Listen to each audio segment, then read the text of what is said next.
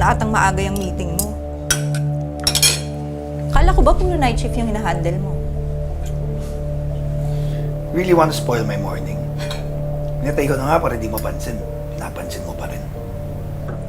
Mommy, please. Sa huling pagkakaalam ko, 2020 pa naman ang vision ko. Malinaw pa naman pandinig ko. In fact, narinig ko pa yung alarm nila Sandra. Narinig niyo yon? Naku, late na naman si Kiana, pustahan tayo. Eh kung naririnig ko yon, bakit naman hindi ko maririnig yung mismong nasa harapan ko? Ang galing-galing ni Mami, no, Maxi? May superpowers.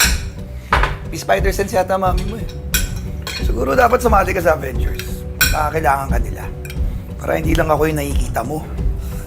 Kasi kapag gabi, may tumatawag, pinaghinalaan mo ko. Ngayon naman aga-aga, pinagdududahan mo ko. Ano ka ba dito? Housewife o security guard? Bakit naman hindi kita pagdududahan? Nag-o-overtime ka na nga sa gabi, nag-early time in ka pa sa umaga. Umamin ka nga. Iba na ba yung tinatrabaho mo? Mommy, ang aga-aga, my God! Upo! Maxi, finish your food. Ang sap-sap ng linutong pagkain ng Mami mo. Kainin mo. At sana tikman din niya yan para matikom naman yung bibig niya. How dare you disrespect me in front of my daughter? And what do you think you're doing? Pointing your finger at me early in the morning? Kaya lumalaki tong anak natin ang iniisip ako lagi may kasalanan. Dahil turo ka ng turo sa akin. Yan ang superpower mo. Turo ka ng turo.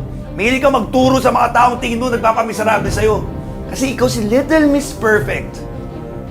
Ni minsan di mo naisip ituro yan sa sarili mo. Kaya di naman kami madamay sa pagkamiserable mo. Yan! Yan ang problema natin eh. I am so perfect, but you make me feel so goddamn inadequate! Well, that's your problem! Pasok na ako. Oh, sige, pasok ka! Yan naman lahat ng solusyon mo sa problema natin, di ba? Why don't you spend some quality time with your family instead of going to your woman? Kala mo, hindi ko alam? Na may iba ka nang tinatrabaho? Quality time? Kanina naman ako magka-quality time. Sa'yo? Sa anak mong nag-walkout? Mauna na ako.